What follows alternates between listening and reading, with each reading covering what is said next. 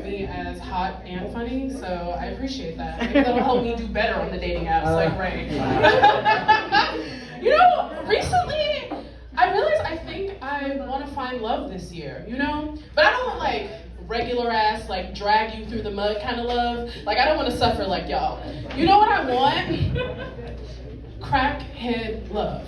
Okay? Because there is nothing like two crackheads in love. To me, nobody's more inspirational than them, okay? Because they make shit happen, come hell or high water. And two crackheads in love cannot be matched, okay? I have an uncle, world-renowned thief, and a lifelong crackhead. He does not have two nickels to rub together, but he is never single. Okay, he takes his girlfriend stealing, and then sometimes to have sex on a discarded mattress in the alley, and then sometimes to the food pantry, all in one day. Like, that's romantic as fuck. I can't even get a guy to buy me dinner before he fucks me on a discarded alley mattress. You know, and I don't know, ladies, like, I feel like if he wanted to, he would. You know, like, some of these men just are not trying hard enough. And if he's anything like my uncle, he might also spend the night in jail because of it. But, like, that's deep. That's romantic as fuck. But I don't know. I feel like the men in LA, like, are just not doing it for me. I feel like I need, like, a good Southern man, you know, who's, like, gonna cheat on me in private and not bother me with any of that shit. Who's not gonna mind that I might put on, like, 10 to 15 pounds every year, you know? Because they can still appreciate a woman with good birthing hips, you know? Not a lot of men do. And I don't know, I just feel like the black men in LA, though, are not it. Because they don't date black women. And they especially don't date fat black women, okay? Like, for example, raise your hand if you know a black man who has a non-black girlfriend. Raise your hand. One. Okay. I see not a lot of you know black people. That's fair. That's okay. But raise your hand if you know a black man with a black girlfriend. You don't count. Okay. That's okay.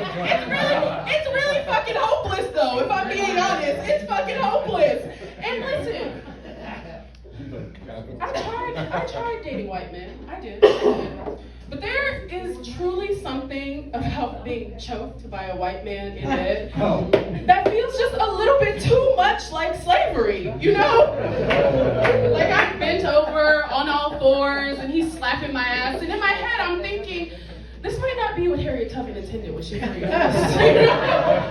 But white men are so easy to impress. Like, they're so easy to impress. Because with a white man, they love huge titties. And it is so easy to have, or even fake having huge titties, okay? It is not as easy to fake having a fat ass, which black men love. And among the many things that my mother cursed me with, her ironing board flat ass is one of them. Please don't look at my ass.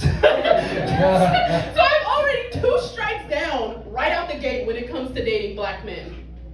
But I don't know, this is where the internal dilemma starts, because pink dick just seems so unnatural to me. It just seems so unnatural to me. It's like raw chicken just like coming at my face, you know? And sometimes on my face, but you know, only on the holidays. Only on the holidays. But I really did try, you know, and last year, I thought that I was going to find love. I really did. But then I got visited by, we'll just call them the 3 ghosts of Christmas past. The first guy had what I can only refer to as boyfriend dick. You know, not big enough to really do any damage, but big enough to settle for if you're just completely over dating, okay? It's what I like to call fuck it, why not size dick. That's how I like to measure it. But see me, I like to challenge myself, okay? I don't want to settle for good enough. I want to see how much I can fit up there, right, ladies? Some of the women just looked at their men like, does he have boyfriend dick? And then the men are like, it's actually much bigger when it's hard, bitch. Anyway, and then there was the second guy. The second guy ghosted me while I was on my way to his house. Right? So I convinced myself that he died in a car crash. So, you know, rest in peace to him. He could have been the one had he survived, you know? And then there was the third guy. The third guy broke up with me on my birthday. Because he said we had nothing in common but sex. But he wasn't even that fucking good at that, so wrong on two fronts, bitch. And so that's 3 strikes. I'm all alone. But you know what I think the moral of the story is? Bad luck comes in 3s.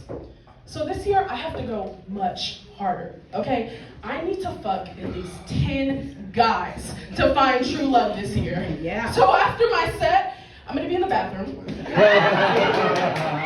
measuring tape, auditioning men to be in the top 10. Thank you guys so much.